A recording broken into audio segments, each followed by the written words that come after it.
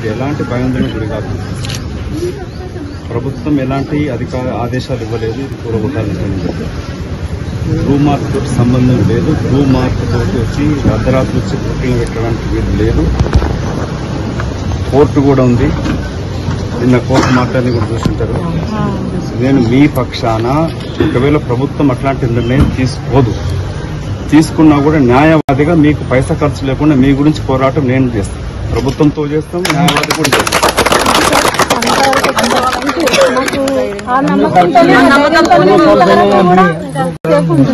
पूरा हम लोन लिए, हमारे घर बेच सब बेच के ले लिए। हम रहने का धूलपेट से इधर आके चलो भाई शांत एरिया है, बहुत अच्छा है बोल के आके ले लिए। रहने के बाद ये बोलते हमारे को तो हमारा पूरे परिवार हैबत खाली आता है। నేను ఇక్కడికి రాకముందే ముఖ్యమంత్రి గారిని కలిసి టైం అడిగాను. ఢిల్లీకి పోవడం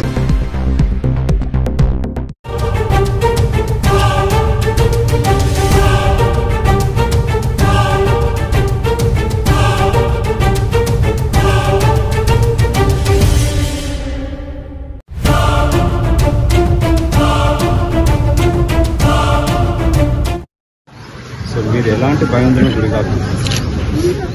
ప్రభుత్వం ఎలాంటి ఆదేశాలు ఇవ్వలేదు. ఇది కూడగొట్టాలని బ్లూ మార్క్ తోటి సంబంధం లేదు. బ్లూ మార్క్ తోటి వచ్చి అర్ధరాత్రి వచ్చి బుకింగ్ పెట్టడానికి వీలు లేదు. కోర్టు కూడా ఉంది. నిన్న కోర్టు మాట్లాడి కూడా చూస్తుంటారు. నేను మీ పక్షాన ఒకవేళ ప్రభుత్వం అట్లాంటి నిర్ణయం తీసుకున్నా కూడా న్యాయవాదిగా మీకు పైసా ఖర్చు లేకుండా మీ గురించి పోరాటం నేను చేస్తాను. ప్రభుత్వంతో చేస్తాం, న్యాయవాది కూడా చేస్తాం.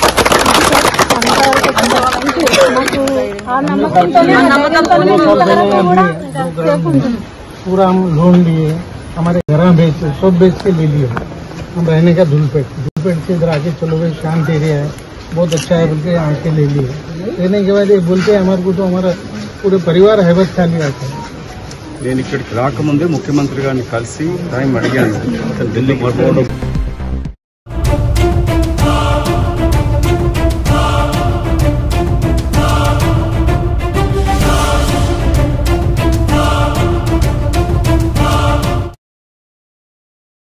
రాష్ట్రంలో జరుగుతున్నటువంటి హైడ్రా కూల్చివేతలు కావచ్చు, మూసి పరివాహక ప్రాంతాల్లో జరుగుతున్నటువంటి కూల్చివేతలు కావచ్చు, ఇప్పుడు కాంగ్రెస్ పార్టీలో చిచ్చు పెట్టినట్టుగా కనిపిస్తూ ఉన్నది. సీనియర్లు వర్సెస్ కొత్తోళ్ళు. గతంలో అధికారంలో లేనప్పుడు కూడా ఈ గొడవ జరిగింది కాంగ్రెస్లో. పాత కాంగ్రెస్ వాళ్ళు ఎవరైతే ముందు నుంచి కాంగ్రెస్లో ఉన్నారో వాళ్ళకి కొత్తగా వచ్చినటువంటి రేవంత్ రెడ్డి కావచ్చు, వేమనరేందర్ రెడ్డి కావచ్చు, మిగతా టీం అంతా ఎవరైతే ఉన్నారో కొత్తగా వచ్చిన వాళ్ళు, వీళ్ళందరి మధ్యలో ముందు నుంచి కూడా ఒక సఖ్యత లేదు, గొడవ జరుగుతూ ఉన్నది అని చెప్పేసి ఒక ప్రచారం ఉంది. సో ఇప్పుడు మళ్ళీ హైడ్రా కూల్చివేతలు, ఈ మూసి పరివాహక ప్రాంతాల్లో జరుగుతున్నటువంటి కూల్చివేతల నేపథ్యంలో ఇది మరొకసారి బయటపడింది. ఏకంగా నిన్న ఇప్పుడు మనం చూసినాం ఇందాక ఎవరైతే మధుయాష్కి గౌడ్ ఉన్నారో ఆయన స్వయంగా కూల్చివేతలను వ్యతిరేకించారు. ఈ మూసి పరివాహక ప్రాంతాల్లో జరుగుతున్నటువంటి కూల్చివేతలు ఏవైతున్నాయో వాటన్నిటిని కూడా ఆయన వ్యతిరేకించారు. నేను న్యాయవాదిని, అవసరమైతే నేనే మీకు పైసా ఖర్చు లేకుండా కోర్టుకు వెళ్ళి కొట్లాడతాను, అవసరమైతే మీ ఇళ్ల పైన గుణపం దిగితే నేను ఇక్కడ అధిష్టానాన్ని దింపుతా, ఇవన్నీ కూడా ఆయన భరోసా ఇచ్చిండు. కాంగ్రెస్ పార్టీలో ఒక కీలక నాయకుడిగా ఉన్నాడు. మొన్నటి వరకు పీసీసీ చీఫ్గా కూడా ఆయన అవుతారని భావించారు. బట్ ఇంకొక అదే గౌడ సామాజిక వర్గానికి చెందినటువంటి వ్యక్తికి ఆ పీసీసీ పదవి ఇచ్చారు. బట్ ఇప్పుడు ఈ కూల్చివేతల విషయంలో ఎందుకు అంటే వ్యతిరేకత తీవ్రంగా వస్తూ ఉన్నది ప్రజల నుంచి. వాటిని వ్యతిరేకిస్తూ ఉన్నారు. మా ఏళ్ల తరబడి మేము దశాబ్దాలుగా ఉన్నటువంటి మా గూడును చెదరగొడుతున్నారని చెప్పేసి ప్రజలందరూ కూడా రోడ్డు ఎక్కుతున్న పరిస్థితి చూస్తున్నాం. ధర్నాలు జరుగుతున్నాయి, ర్యాలీలు జరుగుతూ ఉన్నాయి. ఇదే సమయంలో బీఆర్ఎస్ పార్టీ వెళ్ళి వాళ్ళకి అండగా ఉంటామని చెప్పి వాళ్ళతో సమావేశాలు నిర్వహిస్తుంది. ఇట్లాంటి తరుణంలో కాంగ్రెస్ పార్టీ నుంచి ఇప్పటివరకు ఎవరు కూడా పెద్దగా బయట స్పందించలేదు. బీఆర్ఎస్ నాయకులు హరీష్ రావు కావచ్చు, కేటీఆర్ కావచ్చు, వాళ్ళ దగ్గరికి వెళ్ళిరు. అటు హైదర్ షా రాజేంద్ర నగర్ నుంచి ఇటు ఎల్బీ నగర్ వరకు ఈ ప్రాంతాలన్నీ వాళ్ళు తిరుగుతూ ఉన్నారు. కానీ అధికార పక్షం నుంచి ఒక వాయిస్ బలంగా ఇప్పుడు బయటకు వచ్చింది. ఎవరైతే మధుయాష్కి గౌడ్ ఉన్నారో ఆయన ఇప్పుడు ఈ కూల్చివేతలకు వ్యతిరేకంగా నేను కొట్లాడతాను అని చెప్పేసి నిన్న చెప్పిర్రు ఆ మాట. ఇవాళ పొద్దున్నే ఢిల్లీ వెళ్ళిర్రు. ఇవాళ ఢిల్లీ పెద్దలతో కూడా భేటీ అవుతున్నట్టుగా తెలుస్తూ ఉన్నది. ఇదే కూల్చివేతలు వీటికి సంబంధించిన అంశం మీద ఆయన ఢిల్లీ పెద్దలతో చర్చిస్తారని వాళ్ళ సన్నిహితులు చెప్తా ఉన్నారు. ఇంకొకటి ఏంటి అంటే ఏదైతే మొన్న రేవంత్ రెడ్డి ఢిల్లీ వెళ్ళారో దానికంటే కొంతసేపు ముందు ఒక అరగంట గంట ముందు కూడా ఎవరు సాయంత్రం 8 గంటల గట్ల రేవంత్ రెడ్డి ఇక్కడ నుంచి ఢిల్లీ వెళ్ళారు. దానికంటే కొద్దిసేపటి ముందు రాష్ట్రం నుంచి కొందరు సీనియర్ నేతలు, పాత కాంగ్రెస్ నాయకులు, చాలా సీనియర్లు, ఇప్పుడు పదవులు లేకుండా ఉన్నవాళ్ళు, కొందరు పదవుల్లో ఉన్నవాళ్ళు కూడా వెళ్ళి పార్టీ పెద్దలను కలిసారు. రేవంత్ రెడ్డికి సోనియా గాంధీ కానీ రాహుల్ గాంధీ కానీ అపాయింట్మెంట్ ఇవ్వలేదు. కానీ ఆ సీనియర్లకు ఎవరైతే రేవంత్ రెడ్డి కంటే కాస్త ముందు ఢిల్లీ వెళ్ళిరో వాళ్ళకి కాంగ్రెస్ పెద్దలు సోనియా గాంధీ, రాహుల్ గాంధీ ఇద్దరు అపాయింట్మెంట్ ఇచ్చారు. వాళ్ళతోటి ఈ రాష్ట్రం నుంచి వెళ్ళిన నాయకులు మాట్లాడి రాష్ట్రంలో ఉన్నటువంటి పరిస్థితులను వివరించారు. సో దానికంటే ముందు కూడా ఇంకా కొందరు వెళ్ళినట్టుగా తెలుస్తూ ఉన్నది. ఈ భేటీలన్నీ వరుస భేటీల తర్వాత ఢిల్లీ రావాలని చెప్పి రేవంత్ రెడ్డిని ఢిల్లీ పిలవడం, ఢిల్లీ పిలిచిన తర్వాత నిన్న పొద్దున అక్కడ కూర్చోబెట్టి ఎవరిని కేసీ వేణుగోపాల్తోటి భేటీ కామని చెప్పడం, అట్లాగే ఖర్గేతోటి భేటీ కావాలని చెప్పడం. సో వాళ్ళ దగ్గర దాకా రాకుండా సీనియర్లకు మాత్రం ఎవరైతే ఇక్కడ నుంచి వెళ్తున్నటువంటి సీనియర్లు ఉన్నారో వాళ్ళకి రాహుల్ గాంధీ, సోనియా గాంధీ అపాయింట్మెంట్లు ఇవ్వడం, రేవంత్ రెడ్డికి మాత్రం అపాయింట్మెంట్లు ఇవ్వకుండా కేవలం ఖర్గేతో కావచ్చు, కేసీ వేణుగోపాల్తో కావచ్చు భేటీ ఇవ్వండి, మీరు చర్చించండి, ఆయనతో మాట్లాడి చెప్పండి, ఇవన్నీ జరిగింది. సో దీనికి అంత కారణం ఏంటి అంటే సీనియర్లు రాష్ట్రంలో జరుగుతున్న పరిణామాల మీద పాత కాంగ్రెస్ నాయకులు, సీనియర్లు, ముందు నుంచి కాంగ్రెస్లో ఉన్న నాయకులు ఎవరు కూడా సంతృప్తిగా లేరు అనేది ఇప్పుడు వినిపిస్తున్న మాట. కోమటిరెడ్డి వెంకటరెడ్డి లాంటి వాళ్ళు ఒకరిద్దరు కావాలి అని చెప్పి మాట్లాడుతూ ఉన్నారు, చేయాలి, మూసి ప్రక్షాళన చేయాల్సిందే అని. కానీ ఆల్రెడీ మేము గతంలోనే ఎస్టీపీలు నిర్వహించడం, సివరేజ్ ట్రీట్మెంట్ ప్లాంట్ నిర్మించడం, మూసీ నదిలోకి వ్యర్థాలు రాకుండా, రసాయన వ్యర్థాలు రాకుండా, మురికి నీళ్ళు రాకుండా మేము ఇదంతా చేస్తున్నామని చెప్పేసి నిన్న కేటీఆర్ కౌంటర్ కూడా ఇచ్చారు. కానీ కాంగ్రెస్ పార్టీలోనే ఇప్పుడు కంప్లీట్గా ఒకరి తర్వాత ఒకరు, ఇప్పుడు ఒక మధుయాష్కి గౌడ్ నిన్న బయటకు వచ్చి మాట్లాడారు. కానీ కొందరు ఆల్రెడీ ఢిల్లీకి వెళ్ళి దానికంటే ముందే ఢిల్లీ వెళ్ళి అధిష్టానం పెద్దలకు ఫిర్యాదు చేశారు. సో ఇదంతా జరుగుతూ ఉన్నది. తెర వెనకాల సీనియర్లు అందరూ కూడా ఏవైతే కూల్చివేతలు జరుగుతూ ఉన్నాయో, ఏవైతే పేదల ఇళ్ల మీద ఈ దాష్టికం జరుగుతూ ఉన్నదో, ఇష్టారాజ్యంగా కూల్చివేయడాలు, ఏకపక్షంగా నిర్ణయాలు తీసుకోవడం. ఎందుకు అంటే దాదాపు ప్రతి ఒక్కరు చెప్తున్న మాట, బాధితుల్లో మేము 30 ఏళ్ళు 40 ఏళ్ళ నుంచి ఇక్కడ ఉన్నాము, మాకు పిల్లలు పుట్టక ముందు నుంచి, మా పెళ్ళిళ్ళు కాకముందు నుంచి మేము ఇక్కడే ఉన్నాము అని చెప్తా ఉన్నారు. వాళ్ళకి ఇప్పుడు 20-30 ఏళ్ళ పిల్లలు ఉన్నారు. సో ఇదంతా కూడా దశాబ్దాల తరబడి రాష్ట్రంలో కాంగ్రెస్ పార్టీ పాలన ఉన్నప్పటి నుంచి కూడా జరుగుతూ వస్తూ ఉన్నది. ఇట్లాంటి తరుణంలో ఇప్పటికిప్పుడు వెళ్ళి మొత్తంగా మూసి పరివాహక ప్రాంతాన్ని అంతా కూడా ఇండ్లన్నీ తీసేసి కూలగొట్టేసి వాళ్ళని వేరే చోటుకి తరలించాలి, ఇదంతా కూడా ఒక భయానక వాతావరణాన్ని సృష్టిస్తూ ఉన్నది. ప్రజలందరూ కూడా ఆందోళనలో ఉన్నారు. ఎవరు కూడా తమ ఇంటిని వదిలేసి, కొంత చిన్న చిన్న ఇల్లు ఉన్న వాళ్ళు కొద్దిగా ఎంత చిన్న రేకుల షెడ్ ఉన్నా కానీ వాళ్ళకి ఆవేదన ఉంటుంది. నేను నా సొంత ఇల్లు అని చెప్పి 150 గజాలు 30 గజాలు నేను డబ్బులు పెట్టి కొనుక్కొని ఇంట్లో ఇల్లు కట్టుకొని నేను ఉంటున్నా, ప్రభుత్వానికి ట్యాక్సులు కడుతున్నాను, నల్లా బిల్లు కడుతున్నాను, కరెంటు బిల్లు కడుతున్నాను, ఇవన్నీ ఉండగా కూడా మమ్మల్ని ఇళ్ళకెళ్ళి వెళ్ళిపోమంటున్నారు, కూలగొడతామంటున్నారు. ఇవన్నీ కూడా అట్లా చిన్న రేకుల షెడ్ కాడ నుంచి 2-3 అంతస్తుల బిల్డింగ్ కట్టుకున్న వాళ్ళు కూడా ఆ ప్రాంతాల్లో ఉన్నారు. ఇట్లా అన్ని రకాల ప్రజల్ని, అన్ని వర్గాల ప్రజల్ని, అన్ని మతాల ప్రజలు కూడా ఉన్నారు.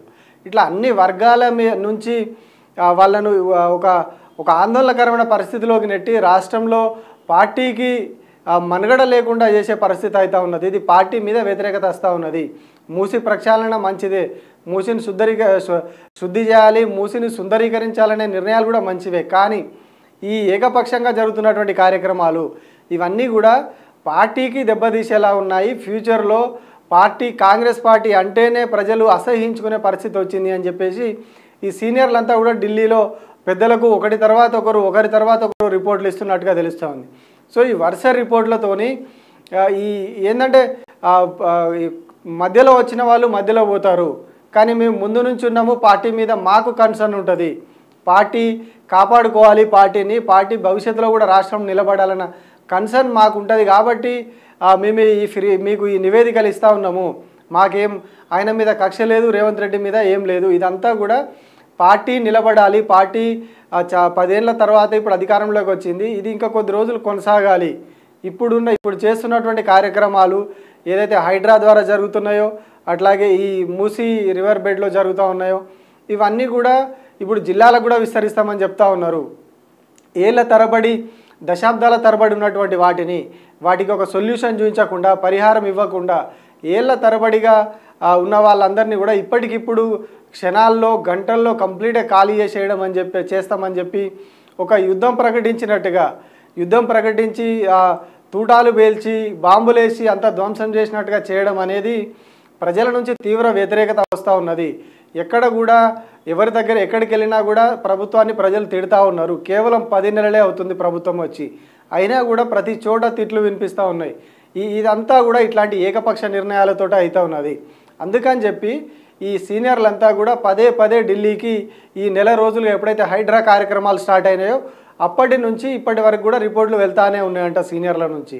ఇప్పుడు ఏదైతే మూసీ పరివాహకంలో ఈ మూసీ సుందరీకరణ ప్రాజెక్టు స్టార్ట్ అయిందో దాంతో అది ఇంకింత పెరిగింది. కొందరు ప్రభుత్వానికి రేవంత్ రెడ్డికి మద్దతుగా కొందరు ఉన్నప్పటికీ ఇంకా కొందరు కాంగ్రెస్లో ఉన్నటువంటి సీనియర్లు మధుయాష్కి లాంటి వాళ్ళు మాత్రం ఖచ్చితంగా దీన్ని వ్యతిరేకిస్తూ ఉన్నారు.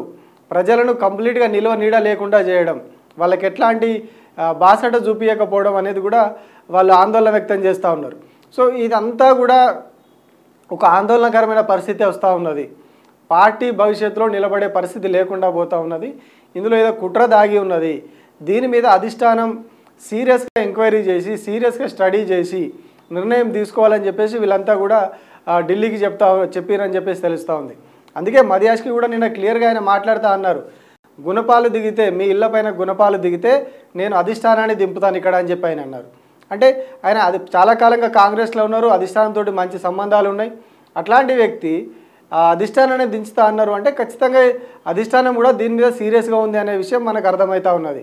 పార్టీ పెద్దలు ఢిల్లీలో ఉన్నటువంటి కాంగ్రెస్ పెద్దలు కూడా ఈ కూల్చివేతల విషయంలో మూసీ పరివాహక ప్రాంతంలో జరుగుతున్నటువంటి వ్యవహారాల విషయంలో చాలా సీరియస్గా ఉన్నట్టు తెలుస్తూ ఉంది. సో ఇదంతా కూడా ఇప్పుడు మళ్ళీ ఒకసారి కాంగ్రెస్లో సీనియర్లు వర్సెస్ కొత్తోళ్ళు అన్న వారైతే స్టార్ట్ అయింది. ఎందుకంటే రేవంత్ రెడ్డి కోటరీ అనేది ఒకటి ఉంది కాంగ్రెస్లో అని చెప్పేసి చాలామంది సీనియర్లు చెప్తా ఉన్నారు. ఏ పని కావాలన్నా వాళ్ళ ద్వారానే వెళ్ళాలి, వాళ్ళకే అవుతుంది, వాళ్ళ మనుషులకే వస్తే ఏం రావాలన్నా ఇతరులను ఎవరు పట్టించుకోరు, ఇతరులు చెప్పింది వినరు అనే ఒక పేరు ఆల్రెడీ వచ్చేసింది. సో ఇట్లాంటి తరుణంలో ఆ కోటరీకి బయట ఉన్నటువంటి నాయకులంతా కూడా ఇప్పుడు ఒక జట్టుగా తయారై ఈ జరుగుతున్నటువంటి కార్యక్రమాలు ఇవన్నీ కూడా ఢిల్లీ దృష్టికి తీసుకుపోతున్నట్టు తెలుస్తోంది. ఇంకొకటి మేజర్గా కాంగ్రెస్ పార్టీకి ముస్లిం ఓటు బ్యాంక్ అనేది చాలా ఎక్కువ ఉంటుంది. అట్లాంటిది ఇప్పుడు ఈ కూల్చివేతలు జరుగుతున్నటువంటి మూసీ పరివాహక ప్రాంతం అంతా కూడా ఓల్డ్ సిటీ మీదుగా ఇట్లా వస్తూ ఉంటుంది. సో అట్లా మెజారిటీగా ఇల్లు కోల్పోయే వాళ్ళు కూడా ముస్లిమ్సే ఉంటారు. సో ఇది కూడా కాంగ్రెస్ పార్టీకి చాలా ఎదురు దెబ్బ అవుతుంది. ఫ్యూచర్లో ఏదైతే ఎంఐఎం ఇప్పుడు సపోర్ట్గానే ఉన్నప్పటికీ ఎంఐఎం ఆ ముస్లిం నుంచి ఓటు బ్యాంక్ మనకు రావాలి, వాళ్ళ ఓట్లు మనకు పడాలి అనుకున్నప్పుడు అదొక ఇక్కడే కాదు బయట కూడా ఇంపాక్ట్ చూపించే ప్రభావం ఉంది. ఇక్కడ ఉన్నటువంటి ఆ మైనార్టీల ఇళ్లను కూల్చేసినప్పుడు అది ఇతర ప్రాంతాల్లో కూడా ఇంపాక్ట్ చూపిస్తుంది. ఇట్లాంటి అన్ని సమస్యలు కూడా వీళ్ళు కూలంకషంగా ఢిల్లీ పెద్దలకు ఒకరి తర్వాత ఒకరు చేరవేస్తూ ఉన్నారు. ఇదంతా కూడా వాళ్ళు కూడా విని అందుకే మొన్న హడావుడిగా రేవంత్ రెడ్డిని ఢిల్లీకి పిలిచి కేసీ వేణుగోపాల్తో మాట్లాడించడం, అలాగే ఖర్గేతో మాట్లాడించడం, వాళ్ళు కూడా సీరియస్ అయ్యారని చెప్తా ఉన్నది. ఆ పేదలకు ఇబ్బంది కలగకుండా చూడండి అని చెప్పి కూడా ఖర్గే సలహా ఇచ్చినట్టుగా చెప్తా ఉన్నారు. సో ఇవన్నీ కూడా కొద్దిగా హాట్గానే ఢిల్లీలో కూడా భేటీలు జరుగుతూ ఉన్నాయంట ఖర్గేతో రేవంత్ రెడ్డి కావచ్చు, కేసీ వేణుగోపాల్తో కావచ్చు, ఇవన్నీ కూడా. సో కంప్లీట్గా రాష్ట్రంలో ఈ కాంగ్రెస్ పార్టీలో ఒక రకమైనటువంటి విభేదాలు విభజన అనేది అయితే కనిపిస్తూ ఉన్నది. అంటే ఏకపక్ష నిర్ణయాల కారణంగా పార్టీలో ఉన్న కొందరు నాయకులు ఒకవైపు వెళ్ళిపోవడం, అధికార పక్షం వైపు కొందరు ఉండడం, ప్రజల పక్షాన కొందరు నిలబడడం, ఒక 2 గ్రూపులుగా విడిపోయి ఇద్దరు చాలా సివియర్గా ఫైటింగ్ అయితే నడుస్తూ ఉన్నది. సో ఇది ఇంకా ఎక్కడి వరకు వెళ్తుంది? ఎందుకంటే నిన్న సాయంత్రమే మాట్లాడినటువంటి మధుయాష్కి గౌడ్ ఇవాళ పోయి ఢిల్లీలో ఉన్నారు, అధిష్టానం పెద్దల దగ్గరికి చేరిపోయారు ఆల్రెడీ. సో ఇట్లా చాలామంది ఆల్రెడీ మొన్న రేవంత్ రెడ్డి వెళ్ళడానికంటే ముందు కొందరు వెళ్ళి వచ్చారు ఆల్రెడీ. సో ఇట్లా ఒకరి తర్వాత ఒకరు ఢిల్లీ వెళ్ళి ఈ ఫిర్యాదులన్నీ నడుస్తూ ఉన్నాయి. సో ఇది ఇంకా ఎక్కడి దాకా వెళ్తుంది, దేనికి దారితీస్తుంది, ఎలాంటి పరిణామాలకు దారితీస్తుంది అనేది చాలా ఇంట్రెస్టింగ్గా మారుతూ ఉన్నది. ఎందుకు అంటే అధికారంలోకి వచ్చి జస్ట్ 10 నెలలే అవుతుంది, ఇంకా 2 నెలలు అయితే తప్ప ఏడాది నిండదు. అట్లాంటి పరిస్థితుల్లో పార్టీకి ఇన్ని సమస్యలు రావడం మీద ఢిల్లీ పెద్దలు కూడా ఆగ్రహంగా ఉన్నారని చెప్తా ఉన్నారు. ఎందుకు మామూలుగా అయితే ఒక 2 ఏళ్ళు పోయిన తర్వాత 3 ఏళ్ళు పోయిన తర్వాత ఆ పార్టీల మీద వ్యతిరేకత వస్తుంది ప్రభుత్వంలో ఉన్నప్పుడు. కానీ ఇక్కడ పరిస్థితి లేదు. కేవలం 10 నెలల్లోనే ప్రభుత్వం మీద తీవ్ర వ్యతిరేకత వస్తూ ఉన్నది.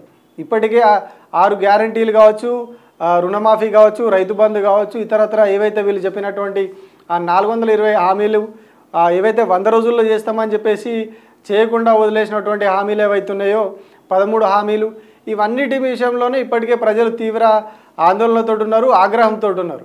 ఇన్ని చేస్తామని చెప్పి మాట తప్పిరు, ఇవన్నీ చేస్తున్నారు. ఇట్లాంటి తరుణంలో బుల్డోజర్లను పంపి పెద్ద పెద్ద భవంతులను కూలగొట్టడం, ఆ కళ్ళ ముందే అన్ని కూల్చేయడం, ఇళ్లలో సామాను ఉండగానే ఆ ఇళ్లను కూల్చి పడేయడం, అందులోనూ కొందరు సెలెక్టివ్గా ఆ పెద్దవాళ్లకు నోటీసులు ఇచ్చి వాళ్ళు కోర్టుకు వెళ్ళే అవకాశం కల్పించడం, ఆ పేదలకు మాత్రం నోటీసులు ఇవ్వకుండా డైరెక్ట్గా వెళ్ళేసి ఆ ఇళ్లను కూలగొట్టడం, అందులోనే వాళ్ళ సామాన్లు కావచ్చు, పిల్లల పుస్తకాలు కావచ్చు, ఇట్లాంటి అన్నీ అందులో ఉండగానే కూల్చేయడం కూడా ఇది చాలా నెగిటివ్ ఇంపాక్ట్, నెగిటివ్ టాక్ అనేది దేశవ్యాప్తంగా వెళ్తూ ఉన్నది. పేదలను కంప్లీట్గా తొక్కేస్తూ ఉన్నారు, అణచివేస్తూ ఉన్నారు. వాళ్ళు ఏదో చిన్నగా 150 గజాల లోపల వాళ్ళు చిన్న ఇల్లు కట్టుకొని ఉంటున్న వాళ్ళ మీద ప్రతాపం చూపిస్తూ ఉన్నారు. పెద్ద పెద్ద వాళ్ళందరికీ ఇప్పుడు మనకు ఆ హిమాయత్ సాగర్లో ఉన్నటువంటి ఫామ్ హౌస్ల గురించి మనం చూసినాం. స్టార్టింగ్లో మంత్రులే కావచ్చు, ఎమ్మెల్యేలే కావచ్చు, ఎంపీలే కావచ్చు, మాజీ ఎంపీలే కావచ్చు, అట్లాగే ఏపీ కాంగ్రెస్కు సంబంధించినటువంటి నాయకులే కావచ్చు. అట్లాగే దుర్గం చెరువులో రేవంత్ రెడ్డి సొంత అన్న ఇల్లు కూడా ఉన్నది. దానికి వెళ్ళి అధికారులు నోటీసులు ఇచ్చారు, ఆయన పోయి కోర్టు నుంచి స్టే తెచ్చుకున్నాడు. సో ఇప్పుడు అక్కడికి బుల్డోజర్లు వెళ్ళడానికి లేదు. కానీ ఎవరైతే పేదలు ఉన్నారో ఆ పేదవాళ్లకు ఎట్లాంటి భరోసా కల్పించకుండా వాళ్ళ ఇండ్లు కూల్చేయడం, బుల్డోజర్లను తీసుకొచ్చి వాళ్ళ కనీసం నోటీసులు ఇవ్వకుండా, చెప్పా పెట్టకుండా వాళ్ళ సామాన్లన్నీ కూడా ఇళ్లలో ఉండగానే కూల్చేస్తున్నారు. అంటే కంప్లీట్గా వాళ్ళ జీవితాన్ని అందులో మట్టిలో కలిపేస్తున్నారు, అందులో నాశనం చేసేస్తున్నారు. అంటే వాళ్ళు మళ్ళీ కొత్తగా జీవితాన్ని మొదలు పెట్టాలి, కొత్తగా రూపాయి సంపాదించుకొని ఇంట్లో సామాన్లు, బట్టలు ప్రతి ఒక్కటి కొత్తగా కొనుక్కునే పరిస్థితిలాగా కంప్లీట్గా వాళ్ళని రోడ్డున పడేసిన పరిస్థితి మనం ఆ సున్నం చెరువు ఇతరతర సంఘటనలలో మనం చూసినాం. సో ఇవన్నీ కూడా కాంగ్రెస్ పార్టీ మీద వ్యతిరేకతను రోజు రోజుకి పెంచుతూ ఉన్నాయి. హామీల మీద కొంతవరకు వ్యతిరేకత ఉన్నప్పటికీ ఇవాళ కాకపోతే రేపు అవుతుంది, వాళ్ళు వచ్చి కేవలం 10 నెలలే అవుతున్నది కదా, ఇంకొక 2 నెలల్లో, ఇంకో ఏడాదో, ఇంకో 2 ఏళ్ళకో చేస్తారు కావచ్చు అన్న ఒక భరోసా, ఒక ఆశ ప్రజల్లో ఉండింది. కానీ ఆ హామీలను నెరవేర్చడం అనేది పక్కన పెట్టేసి ఆ హామీల జోలికి వెళ్లకుండా ఇప్పుడు కంప్లీట్గా ఏవైతే ఈ కూల్చివేతలు సుందరీకరణ పేరుతోటి మూసీ దగ్గర వెళ్ళడం, హైడ్రా పేరుతోటి ఇతరతర శివారు ప్రాంతాల్లో కూల్చివేతలు చేయడం, పెద్దవాళ్ళని మాత్రం వదిలేసి చిన్న వాళ్ళ ఇల్లు కూల్చేయడం, ఇదంతా కూడా ఒక భయంకరమైనటువంటి పరిస్థితిని క్రియేట్ చేస్తూ ఉన్నది అని చెప్పి వీళ్ళంతా కూడా సీనియర్లు ఢిల్లీకి వరుస రిపోర్ట్లు ఇవ్వడం, దాంతోనే మొన్న రేవంత్ రెడ్డిని కూడా పిలిచి మాట్లాడడం, ఈయన కూడా పెద్దలకు కాస్త సీరియస్గానే ఈయన సమాధానం ఇచ్చారని చెప్పి అంటూ ఉన్నారు. అంటే తప్పదు మరే, ఏమంటారు, మీరు ఫండింగ్ అడుగుతూ ఉన్నారు, మరి అట్లాంటప్పుడు ఇట్లా చేయడంలో మాకు వేరే మార్గం లేదు, ఖచ్చితంగా ప్రాజెక్టు చేపట్టాల్సిందే అని చెప్పేసి కూడా ఈయన చెప్పడం. అట్లాంటప్పుడు పేదల విషయంలో కొద్దిగా జాగ్రత్తలు తీసుకోండి అని చెప్పేసి వాళ్ళు ఎవరైతే ఖర్గే ఇంకా ఇతరత్ర పార్టీ పెద్దలు ఎవరైతే ఉన్నారో వాళ్ళు రేవంత్ రెడ్డి చెప్పడం, ఇదంతా కూడా కొద్దిగా హాట్గానే అక్కడ ఢిల్లీలో జరుగుతూ ఉంది. సో ఈ క్రమంలోనే మళ్ళీ సీనియర్లంతా కూడా వరుసగట్టి ఢిల్లీలో వెళ్ళడం, ఇవన్నీ ఫిర్యాదులు చేయడం, ఇదంతా ఒక కాంగ్రెస్ పార్టీలో అయితే ఒక అంతర్గతంగా ఏదో అతలాకుతలం జరుగుతూ ఉన్నట్టుగానే కనిపిస్తూ ఉన్నది.